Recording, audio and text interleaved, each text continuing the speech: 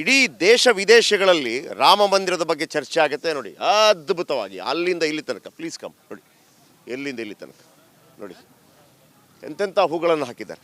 ಇದು ನಮಗೆ ಅನಿಸುತ್ತೆ ಇದು ಬಾಲರಾಮನ ಬಾಲಕೃಷ್ಣನ ಅಂತೇಳಿ, ಆದರೆ ಬಿಲ್ಲು ಬಾಣ ಇದ್ದ ಕಾರಣಕ್ಕಾಗಿ ಅದು ಬಾಲರಾಮ.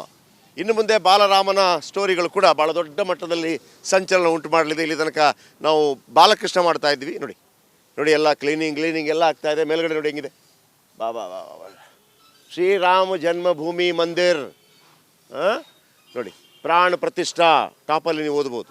ಎಲ್ಲ ಸೆಕ್ಯೂರಿಟಿ, ಫುಲ್ ಸೆಕ್ಯೂರಿಟಿ ಎಲ್ಲ ಇದೆ ನೋಡಿ. ಇಲ್ಲೆಲ್ಲ ಗಮನಿಸಿ, ಎಲ್ಲ ರೆಡಿ ಆಗ್ತಾ ಇದೆ. ಇಲ್ಲಿಂದ ನಾಳೆ ಪ್ರಧಾನಮಂತ್ರಿಗಳು, ಆಮೇಲೆ UP CM ಎಲ್ಲರೂ ಕೂಡ ಈ ಮೂಲಕವೇ ಹೋಗಲಿದ್ದಾರೆ. ಎಷ್ಟೋ ಕ್ವಿಂಟೋಲ್ ಹೂಗಳನ್ನು ಯೂಸ್ ಮಾಡಿದ್ದಾರೆ. ಸ್ಥಳೀಯ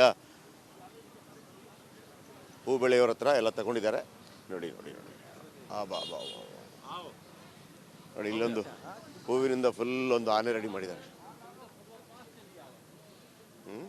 ಆಮೇಲೆ ಎಲ್ಲ ರೆಡಿ ಆಗ್ತಿದೆ. ಒಳಗಡೆ ಕೂಡ ಅಷ್ಟೇ ಡಾಂಬರಿಂಗ್ ಎಲ್ಲ ಈಗ ಮಾಡ್ತಿದ್ದಾರೆ. ಅಂದರೆ ನಾಳೆಗೆ VIPsಗಳೆಲ್ಲ ಬರುವಂಥ ಸಂದರ್ಭದಲ್ಲಿ ಯಾವುದೇ ರೀತಿ ತೊಂದರೆ ಆಗದ ಹಾಗೆ ನಿರಂತರವಾಗಿ ಕೆಲಸಗಳಾಗ್ತಾಯಿದೆ. ಇಲ್ಲಿ ನೋಡಿ, ಹೂವಿನಲ್ಲೇ ಒಂದು ಗಣಪತಿ ಬಿಡಿಸಿದ್ದಾರೆ ನೋಡಿ, ಹೂವಿನಲ್ಲೇ ಒಂದು ಗಣಪತಿ ಬಿಡಿಸಿದ್ದಾರೆ.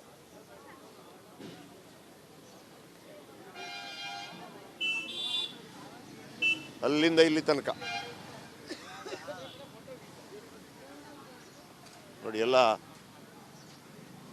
ಇವರುಗಳೇ ಫೋಟೋ ಎಲ್ಲ ತಗೊಂಡು ಖುಷಿ ಪಡ್ತಾ ಇದ್ದಾರೆ. ಫುಲ್ ಸೆಕ್ಯೂರಿಟಿ ಎಲ್ಲ ಕಡೆ ನೋಡಿ. ಅದ್ಭುತವಾಗಿರುವಂತಹ ರಾಮ ಜನ್ಮಭೂಮಿ ಮಂದಿರ ಉದ್ಘಾಟನೆಗೆ ಯಾವ ರೀತಿ ನೋಡಿದ್ರಲ್ಲ, ಯಾವ ರೀತಿ ರೆಡಿಯಾಗಿದೆ ಅಯೋಧ್ಯೆ. ಇವತ್ತು ರಾತ್ರಿಯಿಂದನೇ ಎಲ್ಲ ಸಂಭ್ರಮ ಕಳೆಗಟ್ಟುತ್ತೆ.